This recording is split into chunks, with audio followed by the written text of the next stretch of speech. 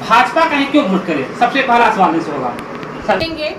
जनताओं में अक्सर सवाल उठ रहे हैं कि लगातार वो 3 बार इधर सांसद रहे लेकिन कुछ भी काम नहीं किए, इस पर क्या करें? भारत के मुद्दे पर यदि बात किया तो केंद्र सरकार पूरी तरह से फिल्म नजर आती है।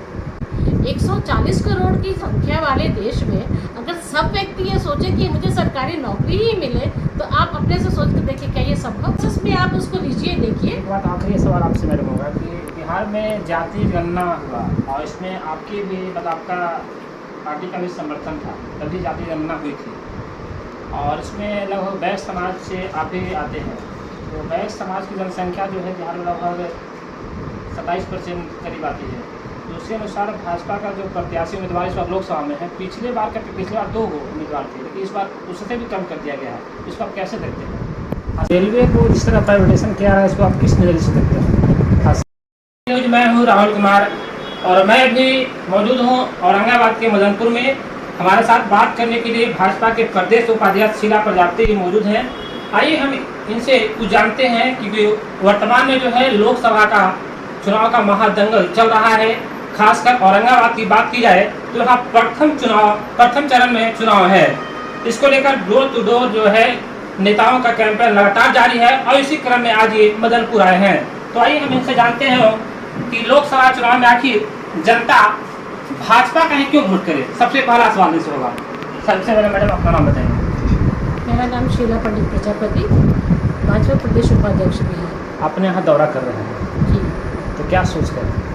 देखिए, जैसा हमारे माननीय प्रधानमंत्री श्री नरेंद्र मोदी जी का एक नारा है, अब की बार 400 पार।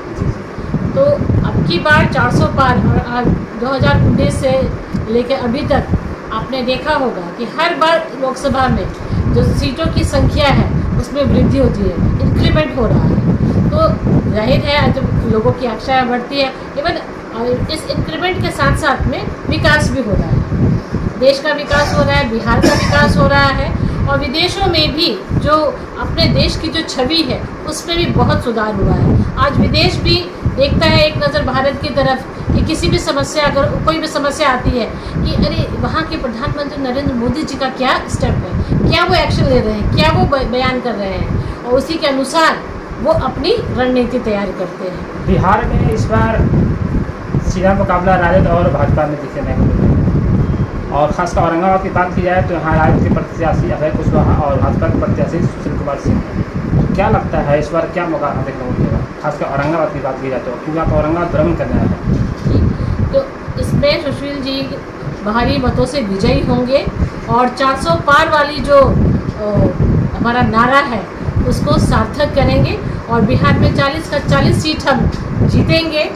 जनताओं में अक्सर सवाल उठ रहे हैं कि लगातार वो 3 बार इधर सांसद रहे लेकिन कुछ भी काम नहीं किए, इस पर क्या करेंगे आप? खासकर सुशील कुमार सिंह से जनताओं का ये लगातार सवाल हो रहा है। देखिए, कोई भी सांसद, कोई भी किसी भी क्षेत्र का निर्वाचन अधिकारी बनता है तो वो विकास तो करता ही है और आप सभी को संतुष्ट नहीं कर सकते।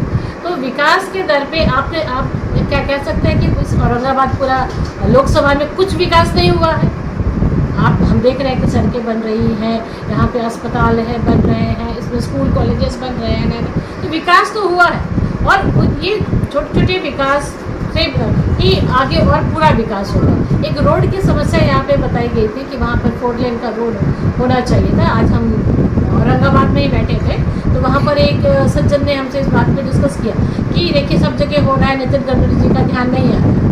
तो हमने कहा ये जो है आपकी जो समस्या है ये उनके संज्ञान में है और ये बहुत जल्द चुनाव के बाद में इस पर काम शुरू हो जाएगा। आपने कहा सबका साथ सबका विकास, लेकिन युवाओं का रोजगार के मुद्दे पर यदि बात किया तो केंद्र सरकार पूरी तरह से फिल्म नजर आती है। आप भी इस बात को रोजगार के मुद्दे पर युवाओं लगातार मेहनत कर रहे हैं, लेकिन पिछले 5 साल में जो रोजगार मिले उसके अपेक्षा इस बार और कम हो गई, इस पर क्या कहेंगे? रोजगार का मतलब आपका क्या है?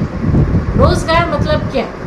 मतलब सिर्फ सरकारी नौकरी या स्वावलंबी होकर अपना कोई काम करना। तो उसके अगर विषय में अगर हम कहें तो ऐसी प्रधानमंत्री जी की बहुत सारी युवाओं के लिए योजनाएं हैं जो आप उससे आप ये जो कुछ राशि मुद्रा लोन है, आप मुद्रा लोन से अपना स्वरोजगार स्थापित कर सकते हैं। विश्वकर्मा योजना आई हुई है, जो अति पिछड़ा के जो है हमारे, उसमें 18-19 कैटेगरी है जिनको वो क्या कहते हैं ट्रेनिंग दे के और उनको आर्थिक मदद दे के और उनका अपना रोज़गार स्थापित करना चाहते हैं।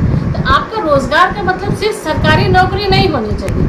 140 करोड़ की संख्या वाले देश में अगर सब व्यक्ति ये सोचे कि मुझे सरकारी नौकरी ही मिले, तो आप अपने से सोच कर देखिए क्या ये संभव? तो रेलवे को जिस तरह प्राइवेटाइजेशन किया है, इसको आप किस नज़रिए से देखते हैं खासकर? क्योंकि रेलवे आप सबसे अपने बड़ा। बच्चे को कहाँ पढ़ाते हैं, सरकारी स्कूल में कि प्राइवेट स्कूल में? हमारे तो बच्चे ही नहीं हैं। अच्छा, आपके परिवार में बच्चे होंगे, आप कहाँ पढ़े हैं? हम तो सरकारी स्कूल में पढ़े हैं। ठीक है, आपके परिवार में जो आपके बड़े भाई होंगे या चाचा होंगे, वो बच्चे जो थोड़े संपन्न हैं, वो कहाँ पढ़ाते हैं अपने बच्चों को? प्राइवेट में पढ़ा सकते हैं। प्राइवेट में। तो क्यों पढ़ाते हैं?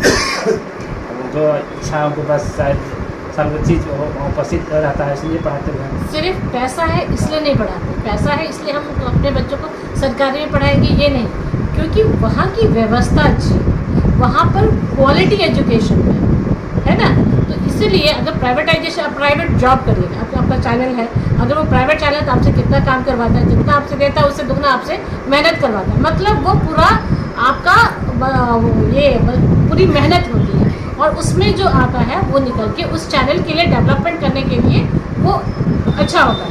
तो उसी तरीके से जो अगर प्राइवेटाइजेशन, पहली बात तो पूरा प्राइवेटाइजेशन हुआ नहीं है और कुछ उसको किया गया है ताकि जो सरकारी जो जिसको सरकारी नौकरी है 12 बजे लेट नहीं 3 बजे भेटने वाला जो हिसाब किताब था, उसमें आप क्या सोचेंगे कि उसमें रेलवे का कितना फ़ायदा हो सकता है और कितना डेवलपमेंट हो सकता था। लेकिन अगर वही प्राइवेट है तो आपको 9 बजे बोला है तो 9:01 नहीं होना चाहिए, नहीं तो आपकी तनख्वाह कट जाएगी। 5 बजे बोला है तो 5 से आपको 7 बजे तक भी बिठा के रखेगा, क्योंकि जब तक काम खत्म नहीं होगा आप जाइएगा नहीं। तो ये एक डेवलपमेंट के प्रोसेस में आप उसको लीजिए, देखिए। एक बात आखिरी सवाल आपसे मैडम होगा कि बिहार में जाति गणना हुआ और इसमें आपकी भी मतलब आपका पार्टी का भी समर्थन था, तभी जाति गणना हुई थी और इसमें लगभग वैश्य समाज से आप ही आते हैं। तो वैश्य समाज की जनसंख्या जो है बिहार में लगभग 27% करीब आती है। तो उसके अनुसार भाजपा का जो प्रत्याशी उम्मीदवार इस बार लोकसभा में है, पिछले बार 2 उम्मीदवार थे, लेकिन इस बार उससे भी कम कर दिया गया है। इसको आप कैसे देखते हैं? अच्छा, उसी से आप आते हैं। कैसे कर देंगे? हमारे प्रदेश अध्यक्ष राज्यसभा से है, हमारे जो ये अभी राज्यसभा सांसद बनी है धर्मशिला गुप्ता, वो वैश्य समाज से हैं, पिछड़ा समाज से। फिर ये है हमारे ये अनामिका सिंह पटेल जो MLC बनी है, वो पिछड़ा समाज से है। तो कहाँ नहीं हमने किया है? आप सिर्फ बोलिएगा कि लोकसभा में, आप पूरा देखिए ना, इसको पूरे तरीके से देखिए कि कहाँ नहीं हुआ है। तो एक सीट नहीं है ये, आप थोड़ा सा नज़रिया बदलिएगा तो आपको नज़र आएगा कि एक नहीं है, वहाँ पर और भी है और होनी चाहिए। और अब तो ये क्या परिसीमन होने वाला है, लोकसभा की सीट भी बढ़ेंगी, विधानसभा की सीटें भी बढ़ेंगी और ज़्यादा से ज़्यादा लोगों को अपने भाग्य किस्मत आजमाने का मौका मिलेगा, देश को सुदृढ़ बनाने का मौका मिलेगा, देश को डेवलप बनाने का मौका मिलेगा। जो मोदी जी का जो सोच है एक विकसित भारत की 2047 में, जो एक विकसित भारत का जो वो सपना विजन लेके जो चल रहे हैं, तो उस सपने को साकार करने के लिए हम सब की उसमें भूमिका है। इसीलिए कहा गया है सबका साथ, सबका विकास, सबका प्रयास और सबका विश्वास।